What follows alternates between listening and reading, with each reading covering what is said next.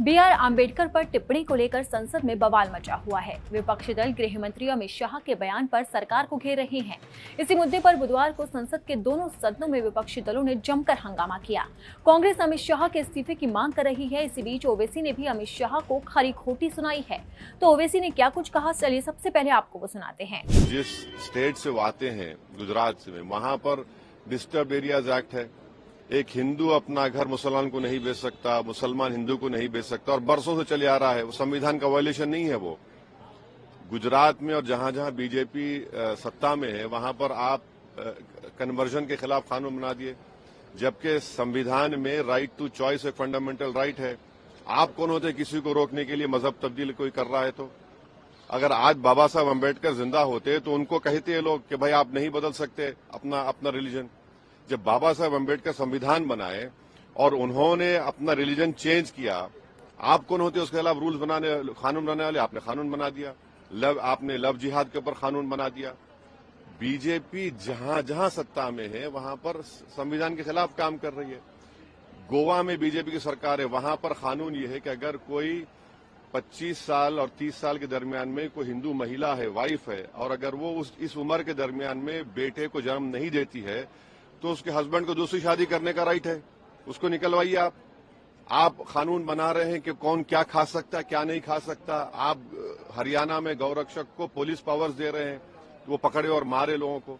ये संविधान में है क्या? ये तो ये साफ जाहिर होता है कि अमित शाह और बीजेपी में एक डिस्क्रिमिनेटरी, उनके पास एक पॉलिसी है मुसलमानों के खिलाफ।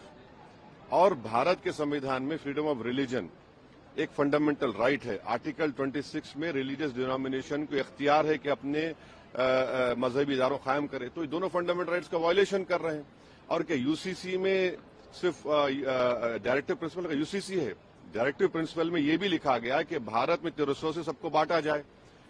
डायरेक्टिव प्रिंसिपल में भी कि शराब पर पाबंदी आयद कर। हमेशा शराब पर पाबंदी क्यों नहीं याद करते पूरे देश में? चलिए करिए। वहीं पीएम मोदी ने विपक्ष पर पलटवार किया है। प्रधानमंत्री ने कहा है कि अगर कांग्रेस और उसका तंत्र ये सोचता है कि दुर्भावनापूर्ण झूठ से उनके कई सालों के कुकर्मों को छुपाया जा सकता है तो वो ये गलत सोच रहे हैं। पीएम मोदी ने एक्स पोस्ट पर लिखा है कि भारत के लोगों ने बार बार देखा है कि कैसे एक वंश के नेतृत्व वाली एक पार्टी ने डॉक्टर आम्बेडकर की विरासत को मिटाने और SC/ST समुदाय को अपमानित करने के लिए हर संभव गंदी चाल चली है। पीएम मोदी ने यह भी लिखा है कि आम्बेडकर के प्रति कांग्रेस के पापों की सूची है।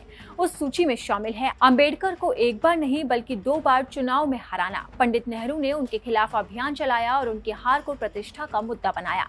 उन्हें भारत रत्न देने से इनकार कर दिया। संसद के सेंट्रल हॉल में उनके चित्र को सम्मानित स्थान नहीं दिया गया है।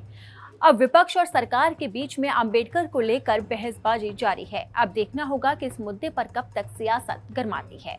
अगर आपको हमारा ये वीडियो पसंद आया तो इसे लाइक और शेयर जरूर करें। अगर अब तक आपने दैनिक जागरण को सब्सक्राइब नहीं किया है तो लेटेस्ट खबरों को जानने के लिए आप दैनिक जागरण को जरूर सब्सक्राइब करें।